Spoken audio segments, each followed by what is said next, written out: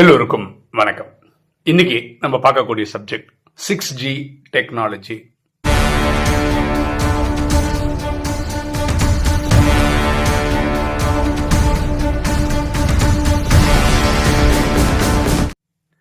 பாருங்களேன், இப்போ இந்தியாவிலலாம் பார்த்தீங்கன்னா 5G டெக்னாலஜி வந்துடுச்சு. ஆனால் எல்லா இடத்துலையும் இருக்கா அப்படின்னா இல்லை. இப்போ சென்னை மாதிரி சிட்டியில் வந்து 5G டெக்னாலஜி இருக்கு. தமிழ்நாட்டில் இருக்க வேற எல்லா மாவட்டத்திலையும் 5G வந்துச்சான்னா வந்துக்கிட்டே இருக்கு. அது என்ன பியூட்டினா, அந்த சர்வீஸ் ப்ரொவைடர்லாம் சொல்கிறோம்ல, யாரெல்லாம் இந்த சர்வீஸ் கொடுக்குறாங்களோ அவங்களே இனி கொடுக்க ஆரம்பிக்கல. ஃபார் எக்ஸாம்பிள், நான் வந்து வோடஃபோன் அதில் தான் வச்சுருந்தேன் என்னோட நம்பர். பல வருஷமாக 10-15 வருஷமாக வச்சுட்டு இருந்தேன். அவங்க வந்து 5G ரோல் அவுட்டே பண்ணலை. அதனால தான் நான் இப்போ வந்து கடைசியாக ஒன் இயராக வந்து ஏர்டெலுக்கு மாறியிருக்கேன். ஏன்னா அவங்க 5G கொண்டு வந்துட்டாங்க. இப்போ இந்த 6G டெக்னாலஜி பற்றி நிறைய பேர் இப்போ பேச ஆரம்பிச்சிருக்காங்க. ஆக்சுவலாக சைனாலலாம் 6G எல்லாம் யூஸ் பண்ண ஆரம்பிச்சிட்டாங்க. அவங்க தான் 6G டெக்னாலஜிலாம் நம்பர் 1ல இருக்காங்க. பாக்கி நாடுகள்லாம் பின்னாடியே ரேஸில் இருக்காங்க. நம்மளும் ரேஸில் தான் இருக்கும், இந்தியாவும் ரேஸில் தான் இருக்கும். என்ன சொல்கிறாங்க அப்படின்னு பார்த்தீங்கன்னா, 2030 போல் 6G டெக்னாலஜி மக்கள் யூஸ்க்கு வந்துடும். அது அப்படி தான் வரும். ஃபஸ்ட்டு மெட்ரோபாலிட்டன் சிட்டிஸ்க்கு வரும். இந்தியா பார்த்தீங்கன்னா டெல்லி, மும்பை, கல்கட்டா, சென்னை இந்த மாதிரி வரும். அப்புறம் பெங்களூர் மாதிரி சிட்டிஸ்க்கு வரும். அப்படியே ஸ்லோவாக ஒரு மாவட்டத்துக்காக போவோம். அப்படி இந்தியா ஃபுல்லாக எல்லாரும் யூஸ் பண்ணுற மாதிரி ஒரு டெக்னாலஜி வரும். இந்த 6G டெக்னாலஜி எவ்வளோ ஸ்பீடு அப்படின்னு பார்த்தீங்கன்னா, இந்த 5G டெக்னாலஜி இருக்குல்ல, அது இன்டூ 1000 டைம்ஸ் ஸ்பீடாக இருக்கும் ஒரு 6G டெக்னாலஜியோட. ஒரு கற்பனைக்கு நீங்கள் புரிஞ்சுக்கிறதுக்காக ஒரு தமிழ் படம் வச்சுக்கோங்களேன், 2.5 மணி நேரம் 3 மணி நேரம் படத்தை நீங்கள் 6G டெக்னாலஜி யூஸ் பண்ணி டவுன்லோட் பண்ணணும் அப்படின்னு வச்சுக்கோங்களேன், 1 செகண்ட் போதும் அப்படின்றாங்க 6G டெக்னாலஜியில். ஓகே, இது எப்போ வரும்? 2030 போல் வரும் அப்படின்றாங்க. அடுத்தது, இந்த 2G டெக்னாலஜி அப்படின்னு எல்லாம் இருந்த போது நீங்கள் வந்து என்ன பண்ணலாம், டெக்ஸ்ட் மட்டும் அனுப்பலாம். முன்னாடியெல்லாம் அப்படி தான் இருந்தது. இந்த 3G வரும்போது தான் வீடியோவும், அதாவது யூடியூப் வீடியோலாம் பார்க்குறோம்னா அதெல்லாம் பார்க்க முடிஞ்சுது. அன்னைக்கெல்லாம் எப்படி இருக்கும்னா, நீங்கள் யூடியூப்லாம் பார்த்தீங்கன்னா பஃபர் ஆகிட்டு இருக்கும். பஃபர் ஆகிட்டுனா கொஞ்ச நேரம் ஓடும் அப்படி நின்றுடும், கொஞ்ச நேரம் ஓடும் அப்படி நின்றுடும். ஏன்னா ஸ்பீடு அந்த லட்சத்தில் தான் இருந்தது. அது எப்படி நடக்கும்னா, இப்போ ஒரு 10 நிமிஷம் வீடியோ பார்க்குறீங்கன்னு வச்சுங்களேன், டெக்னாலஜி படி சொல்கிறேன். இப்போ நீங்கள் வந்து ஃபஸ்ட்டு 5-6 செகண்ட் பார்த்துட்டு இருக்கீங்கன்னு வச்சுக்கலாம். இதை டவுன்லோட் பண்ணி ஒரு 10-15 செகண்டுக்குள்ளதை டவுன்லோட் பண்ணிடும்.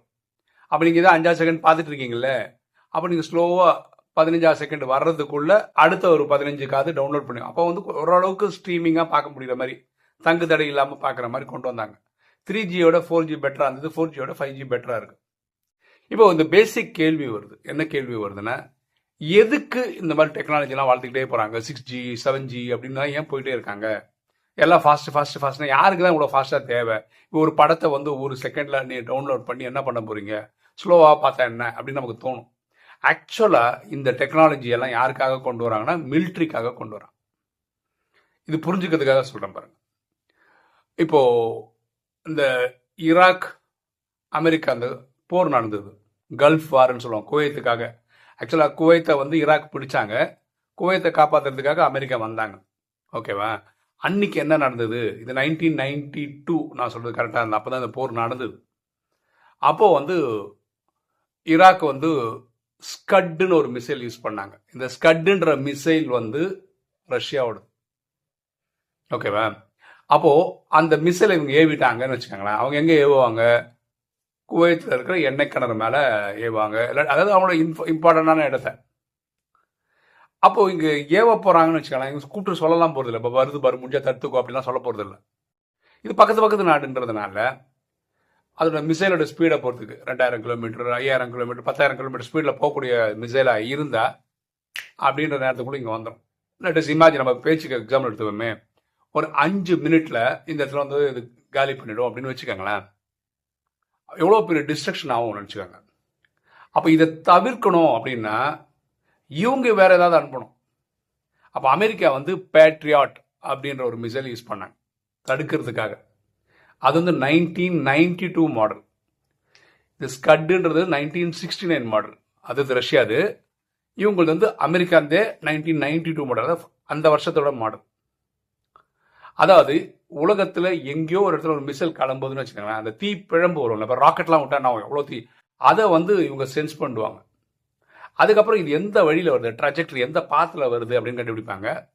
இது விழுந்தா எங்கே விழுன்னு கண்டுபிடிப்பாங்க. அப்போ இது இப்படி பறந்து வரும்போது ஹையஸ்ட் பாயிண்ட் இருக்குல்ல, அந்த ஹையஸ்ட் பாயிண்ட்ல இவங்க அடிச்சு உடைச்சிட்டாங்கன்னு வச்சுக்கோங்களேன், பெரிய சேதாரம் பூமிக்கு இருக்காது. இதெல்லாம் யார் உட்காந்து கால்குலேட் பண்ணுவா? மனுஷன் உட்காந்து கால்குலேட் பண்ணிட்டு இருக்க முடியுமா? முடியாது. அப்போ அந்த சாஃப்ட்வேர் வந்து அவ்வளோ ஃபாஸ்ட்டாக ஒர்க் பண்ணணும். அப்போ வந்து அந்த கம்ப்யூட்டர் இருக்குல்ல, அந்த கம்ப்யூட்டரோட ப்ராசஸர் வந்து அவ்வளோ ஃபாஸ்ட்டாக இருக்கணும். கரெக்டா? நம்ம ரேம் எல்லாம் சொல்கிறோம் இல்லையா? இப்போ ரேம் வந்து இப்போ நான் வச்சிருக்க மொபைல்லேயே 16 GB வச்சுருக்கேன். அப்போ மிலிட்ரிக்கார இப்போ அந்த வரைக்கும் லேட்டஸ்ட்டாக இருக்கணும். ஸோ எல்லா செகண்டும் அப்படி இப்படின்றது கூட எடுக்கணும். எடுத்துட்டு இங்கே இருக்கிற பேட்ரியாட் வந்து கிளம்பி போகணும். ரெண்டும் ஆகாசத்தில் ஹையஸ்ட் பாயிண்ட் மீட் பண்ணணும், டம்ம டிம்னு அடிச்சு வச்சணும். அதனால யாருக்கும் சேதாரம் இல்லாத மாதிரி இருக்கணும்னு. ஆனால் அந்த கல்ஃப் வாரில் என்ன நடந்தது அப்படின்னு பார்த்தீங்கன்னா, 1969 ரஷ்யன் மாடலை வந்து 1992 பேட்ரியாட்டால் தடுக்க முடியல. அதாவது இவங்க 10 அமிச்சாங்கன்னா 2 தான் இவங்களால் தடுத்து நிறுத்த முடிஞ்சது. பாக்கி 8 போய் நேராக இந்த எண்ணெய் கடலில் விழுந்து தான் இருந்தது. அப்படின்னு என்ன, டெக்னாலஜி வந்து அதுக்கு தேவைப்படுது ஸ்பீடாக ஒர்க் பண்ணுறதுக்கு. இதனால தான் நமக்கு வந்து இந்த மாதிரி டெக்னாலஜிலாம் வருது. 5G 6G எல்லாம் வருது. ஓகே, இப்போ நான் ஏன் இந்த வீடியோ போடுறேன், இது எல்லாரும் நீங்களும் நியூஸ் பேப்பர்லாம் பார்த்துருப்பீங்க, இல்லை படிச்சிருப்பீங்க. ஸ்பெசிஃபிக்காக சொல்கிறதுக்கு என்ன இருக்குது அப்படின்னு பார்த்தீங்கன்னா, இந்த 6Gயில் இனி வந்தால் ஒரு அட்வான்டேஜ் என்ன அப்படின்னு பார்த்தீங்கன்னா, இப்போ 5Gயில் பொதுவாக அது பண்ணுறாங்களான்னு தெரியல. 6G வந்து இது சாதாரணமாக பண்ணலான்றாங்க. எலெக்ஷன் நடக்குதுன்னு வச்சுக்கோங்களேன். இது வந்து நரேந்திர மோடி அவரோட எலெக்ஷன்லாம் பண்ணியிருக்கிறார். அப்படின்னா என்னென்னா, ஒரே டைமில் ஒரு 10-15 சிட்டியில் அவர் பேசுகிற மாதிரி ஒரே டைமில், இப்போ இந்தியா டைம் படி ஒரு சாயந்தரம் 7 மணிக்கு பேசுகிறாருன்னு வச்சுக்கலாம், சென்னையில் ஒரு இதில் பேசுகிறாரு, பெங்களூரில் பேசுகிறாரு, அந்த மாதிரி. அதாவது ரியல் மேடை போட்டிருப்பாங்க, மக்கள் வந்து கலந்துருப்பாங்க, எல்லாமே பண்ணுவாங்க. ஆனால் அவரை பற்றின ஒரு இமேஜ் வந்து நிழல் மாதிரி அங்கே வந்துடும். நேரடியாக ஸ்டேஜில் மக்கள் பார்க்குறவங்களுக்கு வந்து நேராகவே நரேந்திர மோடி அங்கே இருக்க மாதிரி. இதே மாதிரி பெங்களூருக்குங்களுக்கும் தெரியும், வேற எந்தெந்த சிட்டியில் டெலிகாஸ்ட் பண்ணுறாங்களோ. இப்போ இதுக்கு என்ன மாதிரி ஸ்ட்ரீமிங் சர்வீஸ் இருக்கணும்னு பாருங்க, அப்போ தான் உங்களுக்கு வந்து ரியாலிட்டியாக இருக்கும். அதெல்லாம் 6G வந்து சர்வசாதாரணமாக பண்ணலாம் அப்படின்னு சொல்கிறேன். ஓகே, நான் திரும்ப சொல்கிறேன், நம்ம வீடியோ போடுறதுக்கான முக்கியமான காரணம் என்ன, இது எப்போ வருது, 2030 போல வருது. அப்போ 2036 போல எப்படி இருக்கும் டெக்னாலஜி, 6G 7G டெக்னாலஜி வந்துடும். இப்போ 5G into 1000 times 1000 times வந்து 6Gன்றாங்க. இப்போ 7G எப்படி இருக்கும், 6G into some times இருக்கும் இல்லையா? அப்போ பரமாத்மா ராஜயோகத்தில் என்ன சொல்றாருன்னா, சத்தியுகத்தில் சயின்ஸ் பீக்ல இருக்கும்னு. புரியுதுங்களா? அப்போ நீங்க ரியலாவே சயின்ஸோடைய பயங்கர பெனிஃபிட் அனுபவிக்கணும்னா அது இப்போ கிடையாது. இப்போ நம்ம இருக்கிற 5G டெக்னாலஜி பயங்கரம்ன்றான். ஆனால் 5Gயோட தூக்கி சாப்பிட்ற மாதிரி ஒரு டெக்னாலஜி தான் 6G. அப்போ 2036 போல 7G எல்லாம் வந்துடும். 7Gயோ 8G கூட வந்துடலாம். அது யார் அதிகமாக பயன்படுத்த போறா, சத்தியுகத்தில் வரவங்க தான் யூஸ் பண்ண போறாங்க. அப்போ சயின்ஸ் வந்து அப்பழுக்கற்று இருக்கும்ன்றார். அது மாதிரி இப்போ சென்னையிலே சில பசங்கள்லாம், ஐஐடி பசங்கள்லாம் ஒரு ப்ராஜெக்ட்லாம் ஹைப்பர் லூப் அப்படின்னு ஒன்று பண்ணுறாங்க. அது வந்து ஒரு ட்ரெயின், ஓகேவா? அது வந்து என்ன சொல்கிறாங்கன்னா, சென்னை டு பெங்களூர் டிஸ்டன்ஸ் வந்து ஒரு 350 கிலோமீட்டர்னு வச்சுக்கோங்களேன். அதை வந்து நீங்கள் 15 நிமிஷத்தில் போயிடலாம். நீங்கள் பிளெயினில் போனாவே இப்போது 1 hour ஆகுது. நீங்கள் ஒரு ரயில்வே ஸ்டேஷன், அந்த ஏர்போர்ட்டுக்கு ஒரு 1 hourக்கு முன்னாடி போனோம் செக்இன்ற பேரில், அங்கே செக் அவுட் ஆகிறதுக்கு 1 hour. ஸோ எப்படி பார்த்தாலும் ஒரு 3 மணி நேரம் ஆகிடும் நீங்கள் சென்னை டு பெங்களூர் ஃப்ளைட்டில் போனாவே.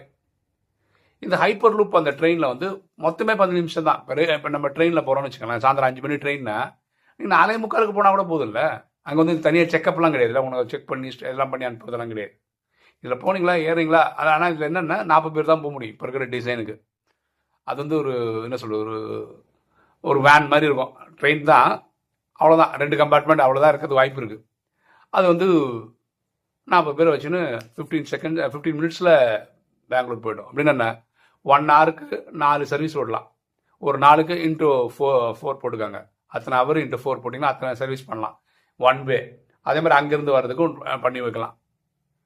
இப்போதுக்கு ஆக்சுவலாக இந்தியன் கவர்மெண்ட் வந்து குஜராத் டு மும்பைக்கு வந்து இந்த ஹைப்பர் லூப் பிளான் பண்ணிட்டு இருக்காங்க. இதெல்லாம் அன்றைக்கி தான் வரும், ஓகே, 2030 2035 இது போகிறதுல தான் வந்து சேரும். அப்படின்னா என்ன, சத்தியுகத்தில் நமக்கு டெக்னாலஜி பீக்கில் இருக்கும், ஓகேவா? கண்ணு முன்னாடி நம்ம இப்போ பார்க்குறத வச்சு சொல்லிட்டு இருக்கேன். அப்போது ஒரு ராஜயோகியை யார் புத்திசாலி அப்படின்னு யோசிச்சிங்கன்னா, சத்தியுகத்தில் முதல் நாள் வரவும் புத்திசாலி. 9 லட்சத்துல வர்றவும் புத்திசாலி. ஏன்னா இன்னைக்கு பேசிட்டு இருக்க எல்லா சயின்ஸுமே உச்சக்கட்ட லெவல்ல யாருக்காவது பயன்படுமா இருந்தா சத்தியுகவாசிகளுக்கு பயன்படும். நீங்க அப்படியே ஸ்லோவா இறங்கி இறங்கி இறங்கி வந்து திரேதால தான் வரீங்கன்னு வச்சுக்கோங்களேன், இந்த டெக்னாலஜி எல்லாம் சில இதெல்லாம் போயிட்டு இருக்கும். ஏன்னா 2 கலை குறையும் போது இந்த மாதிரி இந்த டெக்னாலஜி சர்வீஸ் எல்லாம் இருக்காது. திருப்பி கடைசியில தான் நீங்க வந்து திரேதாயகத்தில் வரீங்கன்னா உங்களுக்கு வந்து பல டெக்னாலஜி வந்து இருக்காது. இப்போ 8G வந்து 5G ஆகிடும், அந்த மாதிரி குறைஞ்சி குறைஞ்சி வந்துடும். திரேதாயகம் முடியும் போது எந்த ஒரு டெக்னாலஜியும் இருக்காது. மனிதன் வந்து கற்காலத்துக்கு போன மாதிரி போயிடுவான். திரும்பியும் ஆரம்பத்துலேருந்து ஸ்லோவா எலக்ட்ரிசிட்டி ஒருத்தர் கண்டுபிடிப்பாரு, அந்த மாதிரி கதைகள் வர ஆரம்பிச்சிடும். புரியுதுங்களா? ஸோ இது ஒரு ராஜயோகிக்கு ஒரு இன்ஸ்பிரேஷனாக இருக்கும் சத்தியகுத்திரம் முதல் நாளில் வருது. எது சயின்ஸே. ஆனால் அங்கே அப்போ இருக்கட்டுருக்குன்றாரு சயின்ஸ். அப்படின்னா என்னென்னா, இன்றைக்கி பார்த்தீங்கன்னா பிளைன் ஆக்சிடென்ட் நடக்குது, ரோடில் 4 வீலர் 2 வீலர் ஆக்சிடென்ட்லாம் ஆகுது. இதெல்லாம் சத்தியகுத்திரம் இருக்கவே இருக்காது. அந்த அளவுக்கு பர்ஃபெக்ட் ஆகிடும் சயின்ஸு. ஸோ இந்த 6G 7G இதெல்லாம் யாருக்குன்னா சத்தியகுத்திரம் வரக்கூடியவங்களுக்கு தான் ஃபுல்லாக யூஸ் ஆக போகுது. அப்போ நீங்களும் நானும் புத்தாலித்தனமாக ட்ரை பண்ண வேண்டியது அந்த 9 லட்சத்தில் வர்றது. அதுக்கு நீங்கள் நானும் பண்ண வேண்டியது மன்மனாபவ. தன்னை ஆத்மாவினை உணர்ந்து ஆத்மாவை தந்தை அன்பா நினைவு செய்யும் போது ஆத்மாவுக்கு பாவம் எரிக்கப்படும். இந்த 4 விஷயத்த தினசரி பண்ணுங்க, சரீரம் விடுற வரைக்கும் பண்ணுங்க, நீங்களும் 9 லட்சத்தில் வந்துடலான்னு பரமாத்மா சொல்றாரு. அமிர்த வேளையில் எழுந்து ஆத்மாவின் தந்தை அன்பா நினைவு பண்ணுங்க. வாணி 4 பேஜுக்கு இருக்குது, தினசரி படிச்சிருங்க. ஸ்ரீமத்தை ஃபாலோ பண்ண, ஸ்ரீனா உயர்ந்த மத்தன வழி, இறைவனோட உயர்ந்த வழிகளை ஃபாலோ பண்ணுங்க. உங்களால் முடிஞ்ச சேவை பண்ணுங்க, தினசரி பண்ணுங்க, சரீரம் விடுற வரைக்கும் பண்ணுங்க. 9 லட்சத்தில் வந்துடலாம். நம்ம சொல்ற இந்த எல்லா டெக்னாலஜியும் உங்களுக்கு ஃப்ரீயாக கிடைக்குவாங்க. சரியா? இதுக்காகவாவது சத்தியகுத்திரம் முதல் நாளில் வரணும் அப்படின்ற ஒரு நம்பிக்கையை நீங்கள் கொண்டு வாங்க. அதுக்காக ஒரு முயற்சி போடும். சரியா? ஓகே, இன்னைக்கு வீடியோ உங்களுக்கு பிடிச்சிருக்கேன் நினைக்கிறேன். பிடிச்சிங்க லைக் பண்ணுங்க, சப்ஸ்கிரைப் பண்ணுங்க, ஃப்ரெண்ட்ஸ் சொல்லுங்க, ஷேர் பண்ணுங்க, கமெண்ட்ஸ் போடுங்க. தேங்க்யூ.